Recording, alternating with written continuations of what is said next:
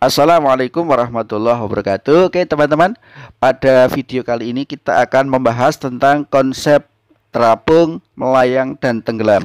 Materi ini masih berkaitan dengan materi hukum Archimedes, di mana pada konsep hukum Archimedes, ketika benda tercelup sebagian atau seluruhnya ke dalam zat cair, maka benda itu akan mendapatkan gaya ke atas atau gaya apung atau gaya Archimedes yang besarnya sama dengan berat zat cair yang dipindahkan. Oke, langsung saja kita bahas satu persatu. Yang pertama adalah terapung. Tentu kalian sudah sering melihat benda yang terapung ya. Misalkan ada sebuah balok terapung pada zat cair tertentu. Kondisi benda yang terapung itu ada bagian benda yang tercelup di dalam zat cair dan ada bagian benda yang tidak tercelup. Untuk lebih jelasnya silahkan dilihat gambar berikut ini. Ini adalah contoh sebuah balok yang terapung pada zat cair. Yang saya arsir ini adalah bagian balok yang tercelup dalam zat cair. Kita tuliskan VBT, volume benda yang tercelup di dalam zat cair. Nah, sesuai dengan konsep hukum Archimedes bahwa benda yang tercelup akan mendapatkan gaya ke atas. Maka kita tuliskan di sini ada FA, gaya apung ya, yang besarnya adalah rho zat cair dikali percepatan gravitasi dikali volume VBT, bagian benda yang tercelup saja. Kemudian yang kedua, balok itu juga memiliki gaya berat. Kita tuliskan WB. Maka untuk benda yang terapung ini akan berlaku yang pertama adalah FA sama dengan WB. Kenapa FA sama dengan WB? Karena benda dalam keadaan diam atau setimbang. Nah, kalau ini kita uraikan, maka akan menjadi rho zat cair dikali G dikali VBT sama dengan massa benda dikali G. G-nya kita corek sehingga kita dapatkan rho zat cair dikali bagian benda yang tercelup VBT sama dengan rho benda dikali V benda. Nah, kita dapatkan persamaan ini ya. Kalau kita amati bahwa VBT, volume bagian benda yang tercelup, itu lebih kecil daripada volume benda. Kenapa lebih kecil? Karena benda hanya tercelup sebagian. Volume bagian benda yang tercelup lebih kecil daripada volume benda. Akibatnya apa?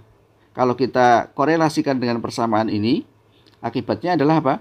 Rho zat cair lebih besar daripada rho benda, atau rho benda lebih kecil daripada rho zat cair. Nah, kita temukan konsep ini.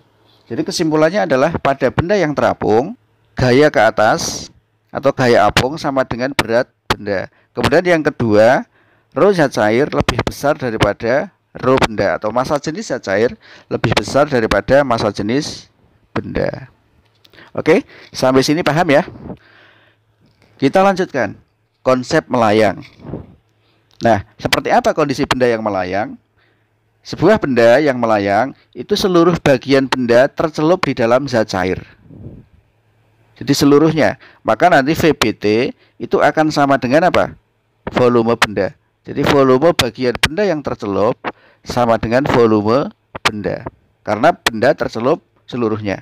Kemudian yang kedua, benda tidak menekan dasar wadah. Jadi dasar wadah atau dasar bejana tidak merasakan gaya tekanan dari benda itu. Ini adalah contoh sebuah benda yang melayang di dalam zat cair. Nah, sesuai dengan konsep hukum Archimedes, benda tercelup semuanya akan mendapatkan gaya ke atas, FA. Besarnya adalah rho zat cair dikali G dikali volume benda tercelup. Kemudian yang kedua punya gaya berat VB. Nah, karena benda dalam keadaan diam, maka FA sama dengan WB. Jadi pada saat benda melayang, maka gaya ke atas sama dengan berat benda itu sendiri. FA kita tuliskan rho zat cair dikali G dikali VBT sama dengan massa benda dikali G, G-nya kita corek. Kita dapatkan rho zat cair dikali VBT sama dengan rho benda dikali V benda. Nah, karena VBT sama dengan VB, maka ini bisa kita corek. Sehingga kita peroleh bahwa rho zat cair sama dengan rho benda. Nah, kesimpulannya apa? Kesimpulannya adalah ketika benda melayang di dalam zat cair, gaya ke atas sama dengan berat benda. Kemudian yang kedua adalah massa jenis zat cair atau massa jenis benda sama dengan massa jenis zat cair. Oke, sampai sini paham? Ketiga adalah konsep tenggelam. Ketika benda tenggelam, maka seluruh bagian benda tercelup di dalam zat cair. Ini sama dengan melayang tadi, bahwa volume bagian benda yang tercelup sama dengan volume benda. Kemudian yang kedua, benda menekan dasar wadah atau dasar bejana. Nah, seperti gambar ini. Maka kalau kita gambarkan gaya-gaya yang bekerja, di sini ada FA, gaya apung, kemudian di sini ada WB, gaya berat benda, dan dari dasar bejana akan timbul gaya normal. Kenapa timbul gaya normal? Karena dasar bejana ditekan oleh berat benda itu. Nah, benda dalam keadaan setimbang atau diam, maka sigma Fy sama dengan 0. Kita tuliskan Fa ditambah N ya, yang ke atas dijumlahkan, dikurangi Wb yang ke bawah sama dengan 0. Maka Fa plus N sama dengan Wb. Ini ya. Nah, dari persamaan ini, kalau kita bandingkan Fa dengan Wb, maka hasilnya adalah Fa pasti lebih kecil daripada WB. Ini. Jadi gaya ke atas lebih kecil daripada berat benda. Kemudian kalau kita tulis lagi, maka rho zat cair dikali G dikali volume benda tercelup lebih kecil daripada rho benda dikali G dikali volume benda. G-nya kita corek. Nah, karena VBT sama dengan VB, karena tercelup semua, maka VBT juga kita corek dengan VB. Sehingga kita peroleh rho zat cair lebih kecil daripada rho benda. Nah, maka kesimpulannya adalah ketika benda tenggelam, gaya ke atas itu lebih kecil daripada berat benda. Kemudian yang kedua, massa jenis zat cair lebih kecil daripada massa jenis benda. Oke ya, paham ya? Kita beri satu contoh soal. Buah balok tercelup pada campuran minyak dan air. Sebanyak 50% bagian benda berada di dalam air, 30% di dalam minyak, dan sisanya berada di atas permukaan minyak. Jika massa jenis minyak 0,8 gram per cm kubik, berapakah massa jenis balok itu? Oke ya, gambarnya seperti ini. Nah, saya tanya, kalau ada air dan minyak dicampur, maka yang bawah itu air apa minyak? Pasti air ya. Kemudian yang atas adalah ini minyak. Kemudian balok ini tercelup di mana 50% bagian benda berada di dalam air. Maka di sini kita tuliskan volume benda tercelup dalam air. Nah, VBTA gitu aja ya. Ini adalah 50% dari apa? Dari volume benda keseluruhan. Kemudian yang tercelup dalam minyak kita tuliskan VBTM.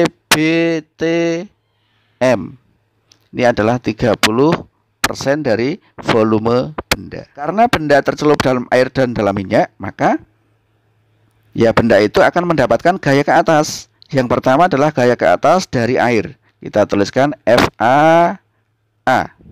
Kemudian yang kedua adalah gaya ke atas dari minyak, FAM.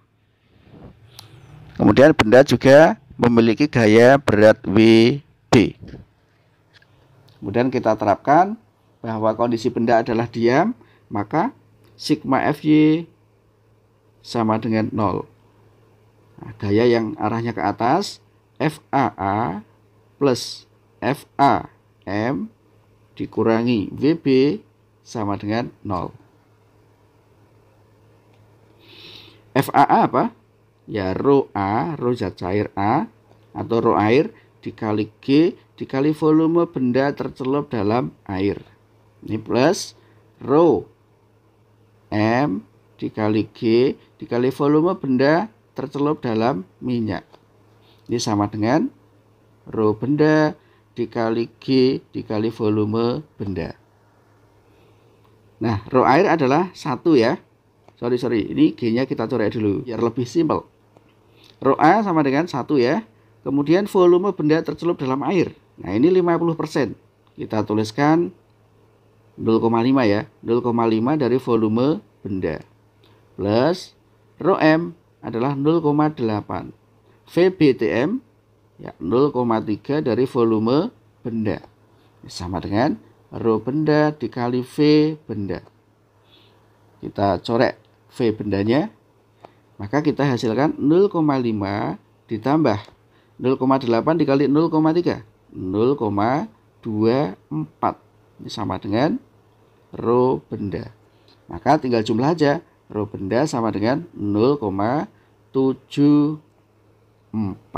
Satuannya gram per sentimeter kubik. Oke ya. Oke anak-anak, demikian untuk video kali ini. Konsep tenggelam, konsep mengapung, melayang, dan tenggelam beserta satu contoh soal. Semoga bisa dipahami. Saya akhiri. Assalamualaikum warahmatullahi wabarakatuh.